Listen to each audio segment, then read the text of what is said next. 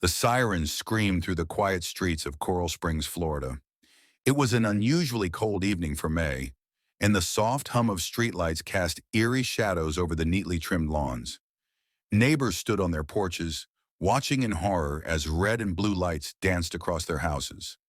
Inside the small, cozy home on Waverly Drive, chaos had erupted.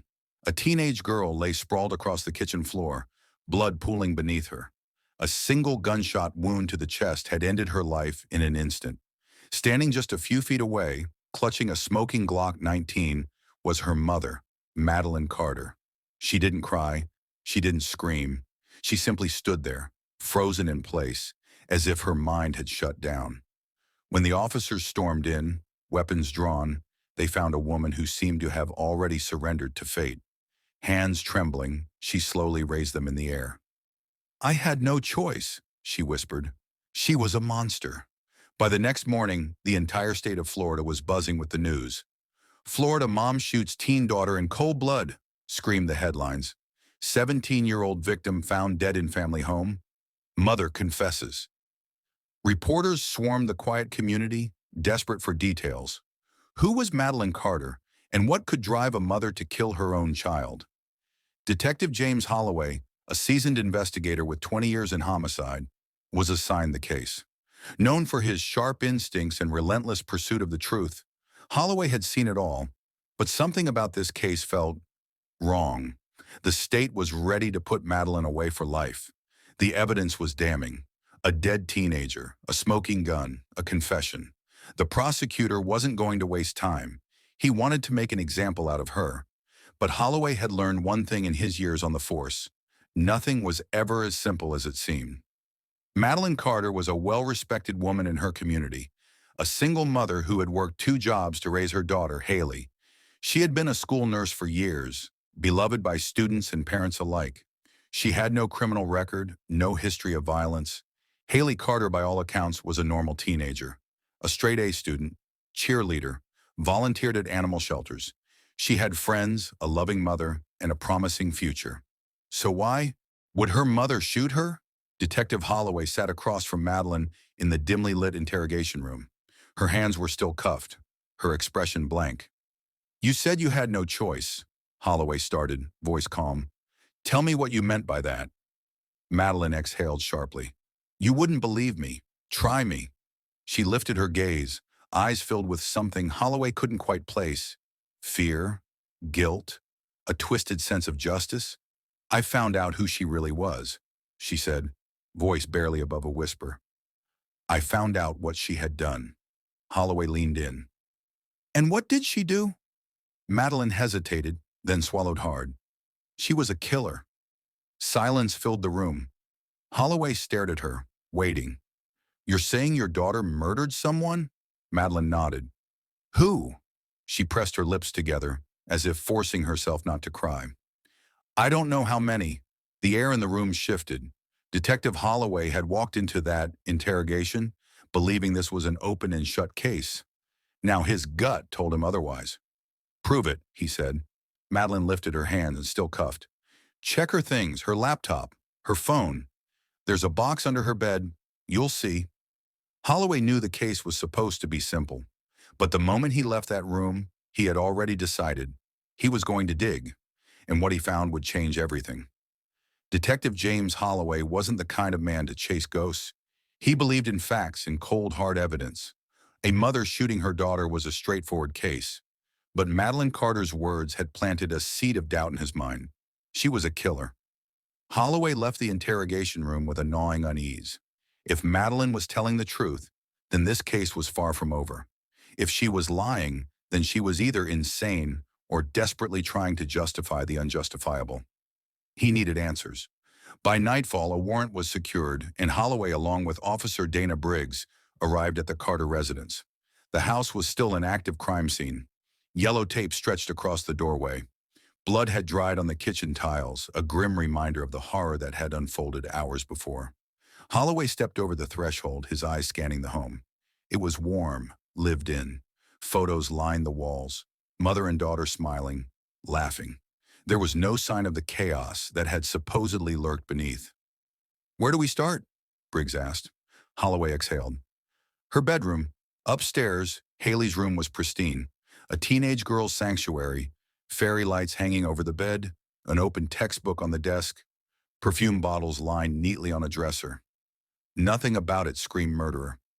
Until Holloway got down on his knees and reached under the bed. His fingers grazed something solid, a small wooden box. He pulled it out and set it on the bed. The box was heavy, locked with an old-fashioned clasp. Holloway grabbed a letter opener from the desk and popped it open. Inside were several items that made his stomach turn. A collection of newspaper clippings, each one about a missing person, mostly teenage boys from surrounding towns. A switchblade, its blade stained dark. A handful of photographs, grainy and dimly lit. They showed people, but their faces were blurred, taken from odd angles. One photo, however, stood out. It was of Haley herself, standing in the woods, smiling. But the worst was at the bottom of the box, a blood-stained necklace. Holloway carefully lifted it. The chain was broken, the pendant smeared with something dark. He bagged it, exchanging a glance with Briggs. "What the hell is this?" she murmured. Holloway didn't answer. He didn't have an answer. They found Haley's laptop in her backpack. Holloway took it to the station, where a digital forensics officer, Mark Wilson, worked his magic. Within an hour, they had access. Wilson scrolled through Haley's files, his expression darkening. "You're going to want to see this." He pulled up a hidden folder labeled Moonlight Logs. Inside were detailed notes, dates, times, descriptions, a list of names. Some of them matched the missing persons from the newspaper clippings. Then a series of videos. Holloway clicked on the first one. It was shaky footage of a dimly lit alleyway. A boy, maybe 17, walked alone. The camera followed him. Then a figure stepped out from the shadows. Haley. She was smiling. The video cut off before anything happened. Holloway clicked on another. More surveillance-style footage. More victims. More unsettling moments before darkness swallowed the screen. Then one final file. A video labeled Last Night. Holloway hesitated before playing it. The footage was from the night before the murder. The camera faced the kitchen, angled slightly through a doorway. Haley stood at the counter washing a knife. Madeline walked in. "What are you doing up so late?" Haley turned, her smile eerie. "Just cleaning up." The video cut out. Holloway sat back, exhaling. His heart pounded. Madeline Carter hadn't been lying. Her daughter had been a killer. By morning, Holloway had a grim realization. Haley Carter wasn't just an ordinary teenager. She had been hunting people, and her mother had found out. The pieces clicked into place. Madeline must have discovered the truth, panicked. And in that moment of horror, she had done the unthinkable. She had killed her daughter. Not out of malice, not out of hatred, but out of fear. Holloway leaned back in his chair, rubbing his temples. The justice system didn't care why Madeline had done it. All they saw was a mother who had shot her child. But Holloway had never cared much for how things looked. He cared about the truth, and now he had a new mission. To prove that Madeline Carter wasn't a murderer. She was the last victim. Detective James Holloway sat in his office, staring at the open case file. The official version of events was simple. Madeline Carter shot her 17-year-old daughter Haley in cold blood. She confessed. The prosecution wanted to lock her away for life, but the evidence in front of him told a different story. The videos, the blood-stained necklace, the newspaper clippings. Haley Carter wasn't just a teenage girl. She had been something much darker. The problem? No one wanted to believe it. The Florida justice system was already working against him. The prosecution was moving fast, eager to convict Madeline. The media had painted her as a heartless killer. The public wanted a villain, and she fit the bill. Holloway knew if he didn't act quickly, the truth would be buried. He needed solid proof, something undeniable, something that would force the system to take another look, and he had an idea where to start. Haley's files contained a list of names. Most of them matched missing persons cases. Holloway decided to start with the earliest one, Jordan Miller. Jordan had disappeared 2 years ago. A high school senior, last seen leaving a party in a nearby town. His case had gone cold, just another missing kid in Florida. Holloway dug through the records and found something chilling. Jordan had been wearing a silver necklace when he vanished, a necklace that was never found. the same kind of necklace sitting in Holloway's evidence bag. He had forensics run a test. 2 days later, the results came back. The blood on the pendant belonged to Jordan Miller. Haley had been keeping trophies. With this new lead, Holloway tracked down Jordan's mother, Linda Miller. She lived in a small house on the outskirts of town, her face worn from years of unanswered questions.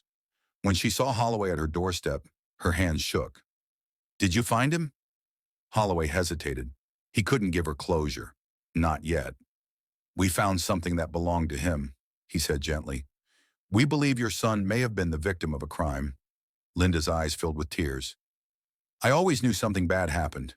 They told me he probably ran away, but I knew my boy wouldn't do that." Holloway nodded. "I need to ask you something difficult, Mrs. Miller. Did Jordan know a girl named Haley Carter?" Linda frowned, thinking. "That name doesn't sound familiar, but he did mention a girl once. Someone new he was hanging out with before he disappeared. He never said much, but I remember thinking he was acting different, like he was nervous."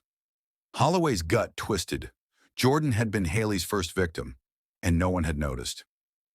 Holloway spent the next several days combing through missing persons reports, cross-referencing them with Haley's notes. The pattern was clear.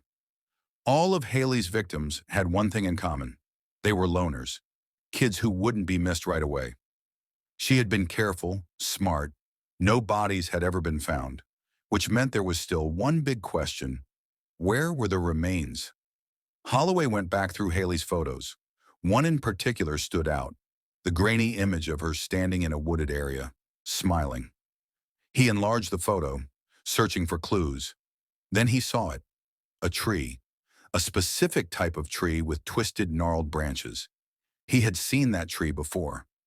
There was a stretch of dense woodland just outside town where local kids sometimes went to drink or smoke. It wasn't a place families hiked. It was too wild, too overgrown. If Haley had been hiding something, that was the perfect place. Holloway assembled a small team and headed to the woods. The search was slow, methodical. Then they found it, a shallow grave, and another, and another. By the end of the night, they had uncovered 5 bodies, all young, all matching the missing persons reports. Haley Carter hadn't just been a killer. She had been a serial killer. Holloway had the proof he needed. The media had painted Madeline as a murderer. But now the story was about to change. Holloway gathered his findings and took them straight to the district attorney. "You're charging the wrong person," he said, dropping the evidence on the desk. "Madeline Carter didn't kill an innocent girl. She stopped a predator." The DA flipped through the reports, his face paling with every page. "We need to reconsider this case," Holloway pressed. "Madeline acted in self-defense. She found out what her daughter was and panicked. If she hadn't stopped her, more people would be dead." The DA was silent for a long moment. Then he exhaled. "This changes things." Holloway had uncovered the truth, but the justice system didn't move as fast as the media. Madeline Carter was still sitting in a jail cell, facing a 100-year sentence. And despite the evidence, proving her innocence wouldn't be easy, because no one wanted to believe that a teenage girl could be a monster. Madeline Carter sat in the cold, gray cell, staring at the wall. The fluorescent light above her buzzed faintly, casting a dull glow over the concrete floor. She had been in here for weeks now, her trial looming closer with each passing day. The world outside had already decided her fate, a mother who murdered her own child. She had accepted that no one would believe the truth until the guard came to her door. "You have a visitor." Madeline was led to the visitation room, her wrist cuffed in front of her. She wasn't expecting anyone. Her friends had abandoned her, and she had no family left. When she stepped inside, she froze. Detective James Holloway sat at the table, his face unreadable. For a long moment, neither of them spoke. Then he slid a folder across the table. "You were telling the truth," he said. Madeline's hands trembled as she opened the folder. Inside were photographs, crime scene photos, graves in the woods, jewelry found in a box under Haley's bed, missing persons reports, all connected to her daughter. Tears welled in Madeline's eyes. She had hoped, despite everything, that she had been wrong, that she had imagined the darkness in her daughter, that she had overreacted. But she hadn't. Haley had really done those things. Madeline clenched her jaw. I tried to stop her. I tried to help her. I believe you, Holloway said. But believing you isn't enough. We need to prove that what you did wasn't murder. It was self-defense. Madeline let out a bitter laugh. Good luck convincing a jury of that. Holloway leaned forward. You don't have to convince a jury. You just have to convince one person, me. I'll do the rest. Madeline had never told anyone exactly what happened that night, but now she had no choice. She took a deep breath. I knew something was wrong for months. Haley started sneaking out, staying out late. She was different, detached. Then I found the box under her bed. Her voice cracked. The blood, the pictures. I didn't want to believe it. I told myself there had to be another explanation. Maybe she was in trouble. Maybe she was covering for someone else. Holloway listened intently, not interrupting. That night I confronted her. I showed her what I found. I begged her to tell me the truth. Madeline swallowed hard. She didn't deny it. What did she say? Madeline's eyes darkened. She smiled. The memory of it sent a shiver down her spine. The way Haley had tilted her head, watching her with amusement. You finally figured it out. Madeline blinked back the tears. I told her we needed to go to the police, that we needed to fix this before it was too late. But she just laughed. Holloway's jaw tightened. She wasn't afraid of getting caught. Madeline shook her head. She wasn't. Madeline took a shaky breath. I told her to pack a bag. I was taking her to the police, whether she liked it or not. Haley's expression had changed then. The amusement faded, replaced by something else. Something cold. I can't let you do that, Mom. She went to the kitchen, Madeline continued. I thought she was going to grab her things. But then I saw the knife in her hand. Holloway leaned forward. She was going to kill you, Madeline nodded. I don't think she even hesitated. I reached for the drawer, grabbed the gun. I told her to stop. Her voice broke. But she just kept coming. She looked down at her hands, remembering how they had shaken that night. I shot her. Silence hung between them. Holloway exhaled slowly. You did what you had to do. Madeline let out a bitter laugh. Tell that to the court. Holloway left the prison that night more determined than ever. Madeline Carter wasn't a murderer. She was a mother who had been forced to make an impossible choice, but the justice system didn't see it that way. He needed more than evidence. He needed a strategy, and he had an idea. Holloway knew that Haley hadn't worked alone. Somewhere out there was someone who had seen something. He went back through her messages, her online interactions, her school records, and then he found him. A boy named Evan Parker, a classmate, a friend, and possibly the only person who knew the real Haley Carter. Holloway tracked him down to a small apartment on the edge of town. When Evan opened the door, he looked pale, skittish, like someone with a secret he never wanted to tell. I'm not here to arrest you, Holloway said. I just want to know the truth. Evan hesitated. Then he stepped aside. I know what she did, he whispered. Holloway's pulse quickened. You saw it? Evan's eyes darted around the room, as if he was afraid someone was listening. She told me. His voice shook. She showed me. Holloway pulled out his notepad. Tell me everything. This was it, the final piece of the puzzle, the proof that could set Madeline Carter free. Evan Parker sat on the edge of his couch, his knee bouncing with nervous energy. His apartment was small and cluttered, the air thick with tension. Detective Holloway sat across from him, watching carefully, waiting for him to speak. Evan swallowed hard. I knew Haley was different from the first time I met her. Holloway flipped open his notepad. Different how? Evan looked away. She didn't feel things the way other people did. She liked hurting things. I thought it was just a phase, just a kid acting out. But it got worse. Holloway's grip on his pen tightened. Worse how? Evan exhaled shakily. She told me she wanted to know what it felt like to kill someone. Evan had met Haley Carter in their sophomore year of high school. She had been charming, funny, always in control. People gravitated toward her, but she never let anyone get too close, except him. She trusted me, Evan admitted, his voice tinged with guilt. She said I was the only person who understood her. Holloway leaned forward. Did you? Evan hesitated. At first I thought she was just talking big. A lot of kids say crazy stuff, right? I didn't think she actually meant it. But then Jordan Miller disappeared, and Haley had shown him something that made his stomach turn. She had his necklace, Evan whispered. She played with it like it was a toy. She smiled when she told me she watched him die. Holloway kept his expression neutral, but inside his stomach twisted. Evan clenched his fists. I should have told someone, but I was scared. She said if I did, she'd make me disappear too. Holloway let the silence hang for a moment. Then he asked, did she ever talk about her mother? Evan hesitated. Not much, but I know she didn't like her. Why? Evan ran a hand through his hair. She thought Madeline was weak. She used to say, Mom thinks she can control me, but she has no idea who I really am.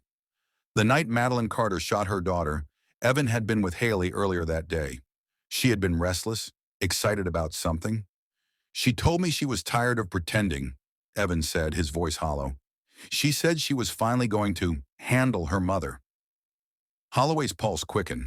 She was planning to kill Madeline. Evan nodded slowly. She said it was time to move on, that she was sick of hiding who she was. She wanted to get rid of her mother and leave town. Holloway clenched his jaw. Madeline had been right. She hadn't murdered an innocent girl. She had stopped a predator in her own home. Holloway closed his notepad. He had everything he needed to push for Madeline's case to be re-examined. But he wasn't naive. The legal system was slow. The prosecution had already built their story, and the media had turned Madeline Carter into a monster. He needed a way to force them to listen, and that meant going public. Holloway reached out to a journalist he trusted, Lisa Bennett, an investigative reporter known for exposing wrongful convictions. When she picked up, he didn't waste time. I have a story that'll blow your mind. A mother sentenced to 100 years for killing a serial killer. Lisa was silent for a moment. Then she said, I'm listening. Lisa ran the story a week later. The headline, Madeline Carter, Hero or Murderer, the truth about Florida's most shocking case. The article detailed everything.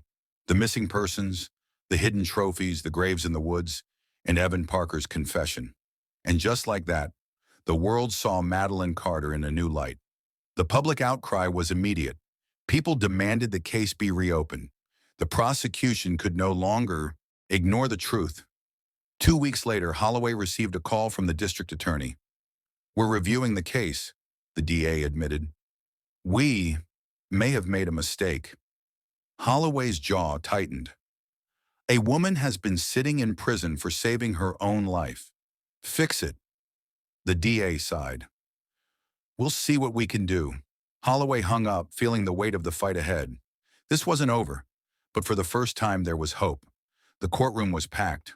Reporters lined the back wall, cameras clicking, their pens scratching against their notepads. The nation was watching. Madeline Carter sat at the defense table, her wrists no longer shackled. She wore a gray suit, borrowed from her lawyer, but it couldn't hide the exhaustion in her face. Her hands trembled slightly as she gripped a pen. She had spent 9 months behind bars, 9 months of being labeled a child murderer. But today she had a chance. Detective James Holloway sat behind her in the gallery, his jaw tight. He had worked every angle of this case, but now it was in the hands of the court. Would they listen, or had they already made up their minds? Assistant District Attorney Rachel Lennox stood up. She had been the lead prosecutor in Madeline's original trial, and she wasn't about to admit defeat easily. Yes, new evidence has come to light, Lennox admitted, her voice measured. Yes, we now know that Haley Carter may have been involved in other crimes. But does that change the fact that her mother shot her? She turned to the jury. We have laws in this country. You do not get to play judge, jury, and executioner. That's what Madeline Carter did. Madeline swallowed hard. She wanted to scream, she was going to kill me. But she knew the law wasn't that simple. Her lawyer, Nathan Reed, stood up next. He was calm, confident, a veteran in criminal defense. Let's talk about those laws, he said. Florida has a stand your ground law. If someone is trying to kill you, you have the right to defend yourself. He turned to the jury. What would you have done? A pause. Then he walked over to the evidence table and picked up a photograph of the crime scene. The jury had seen it before, But this time he pointed to something they might have missed. The knife. It lay a few feet from Haley's body, covered in her fingerprints. She wasn't an unarmed teenager, Reed said. She was a predator, and she was about to take her mother's life. Nathan Reed called Evan Parker to the stand. Evan looked different. He had cut his hair, but the haunted look in his eyes remained. He gripped the microphone, his voice shaky. She told me she was going to kill her mom that night. Gasps echoed through the courtroom. Evan's hands tightened into fists. She said her mom had finally figured her out, and she couldn't risk letting her live. He exhaled sharply. She had killed before, and she was going to do it again. The weight of his words settled over the room. This wasn't just about Madeline Carter. It was about how many more people Haley would have killed if her mother hadn't stopped her. Detective Holloway watched Lennox closely. The prosecutor's confident expression was cracking. She knew. She knew this case was slipping through her fingers. When she stood up for cross-examination, she kept her voice neutral. Evan, did you actually see Haley attack her mother? Evan hesitated. Number Lennox jumped on it. So everything you're saying is based on things she told you? Evan nodded. Yes. Lennox turned to the jury. Ladies and gentlemen, this is hearsay, a scared teenager telling stories after the fact. But Evan wasn't done. She showed me where she buried them, he blurted out. The ones she killed. Silence. Lennox froze. She took me there, Evan continued, his voice steadier now. I saw the graves. I saw the bones. Holloway watched the prosecutor's face go pale. She knew the forensic reports confirmed it. This case was no longer about Madeline's guilt. It was about how the system had failed to see the real killer. The jury deliberated for 2 hours. When they returned, Madeline couldn't breathe. The judge looked down at the paper in his hands, then at Madeline. Madeline Carter, the jury finds you not guilty. A sob escaped from Madeline's lips. She gripped the table, her whole body shaking as relief flooded through her. The courtroom erupted. Reporters rushed out to break the news. The public had already started changing their tune. What once was a case of evil mother kills daughter was now wrongfully accused mother fights for justice. Madeline turned to Holloway. Tears welled in her eyes. Thank you, he simply nodded. Go home, Madeline. 2 weeks later, the Florida Court of Appeals formally vacated Madeline's sentence. The state issued a public apology, and the FBI opened an investigation into the murders linked to Haley Carter. Evan Parker, once terrified, finally started to heal. He moved to a new town, changed his name, and testified in every missing persons case tied to Haley. And Madeline? She walked free, but she would never be the same. Because no matter what the court said, no matter what the world believed, she had still pulled the trigger. She had still killed her own daughter. And that was a truth she would carry for the rest of her life. The sun was setting over Clearwater, Florida, casting a golden glow on the quiet suburban streets. It had been 3 weeks since Madeline Carter walked out of prison a free woman. But freedom didn't feel the way she had imagined. She stood on the porch of her sister's house, staring at the world that had moved on without her. Children played on their bikes, a couple walked their dog, and the sound of a lawnmower hummed in the distance. She had spent 9 months behind bars, but in many ways it felt like she had been gone much longer. Inside the house, her sister, Laura Carter, set a plate of food on the table. You barely eat, Maddie. Madeline forced a small smile. I'm not that hungry. Laura sighed. You need to move forward. The whole world knows the truth now. You saved yourself. You saved others. You shouldn't feel guilty. But guilt was something Madeline couldn't let go of. She had loved her daughter. Despite everything, she had loved Haley. And now Haley was gone. The media had turned her story into a national sensation. Documentaries, interviews, and talk shows debated whether she was a hero or a mother who had failed her child. Some people believed she had done what was necessary. Others thought she should have found another way. And then there were the ones who refused to let the past go. The Carter family mailbox was filled with letters, some supportive, some filled with hatred. One stood out. It was typed, no return address. Murderer. You don't deserve to be free. She knew people would never forget what happened, and maybe she didn't want them to, because she couldn't forget either. Detective James Holloway knocked on her door later that evening. He still wore the same tired expression, but there was something softer in his eyes now. "Mind if I sit?" Madeline nodded, motioning toward the porch. For a moment, neither of them spoke. They just listened to the distant sounds of the neighborhood. Finally, Holloway said, "They identified more of the bodies." Madeline stiffened. "How many?" "4," he said. "Haley didn't just kill Jordan Miller. She killed 3 more people." Madeline pressed a hand to her mouth. Even though she had known, hearing it confirmed still hit her like a punch to the chest. Holloway continued, "One of them was a girl from Georgia who had been missing for 2 years. The FBI is digging through cold cases now." Madeline closed her eyes. How had she missed it? How had she not known? "She fooled everyone," Holloway said, as if reading her mind. "Not just you." Madeline shook her head. "I was her mother." Her voice broke. "I should have known." Holloway hesitated. Then he said something unexpected. "She wasn't your daughter. Not really. Not the way you thought. You raised her. But whatever was inside her, it wasn't something you could fix." Madeline wiped at her eyes. "Do you think I'll ever stop feeling like a monster?" Holloway sighed. "I think you'll always feel like a mother who had to make an impossible choice." They sat in silence for a while longer. Before he left, Holloway said, "The DA's office is considering an official wrongful conviction settlement." Madeline shook her head. "I don't want their money." Holloway looked at her, understanding. "Then what do you want?" She wasn't sure. 2 months later, Madeline Carter left Florida. She packed up the few things she had and moved to a small town in Montana, a place where no one whispered about her, where no reporters knocked on her door. She got a job at a local bookstore, spending her days surrounded by quiet stories instead of headlines. At night, she still dreamed of Haley. Sometimes she saw the little girl she used to be, laughing, playing in the backyard. Other times, she saw the girl she had become, cold, dangerous, unrecognizable. Madeline knew she would never escape the memory. She wasn't trying to. She just wanted to live with it, to learn how to exist in a world where she had done the unthinkable. Because no matter what the courts decided, no matter what the world believed, she would always be the mother who had pulled the trigger, and that was a burden she would carry for the rest of her life.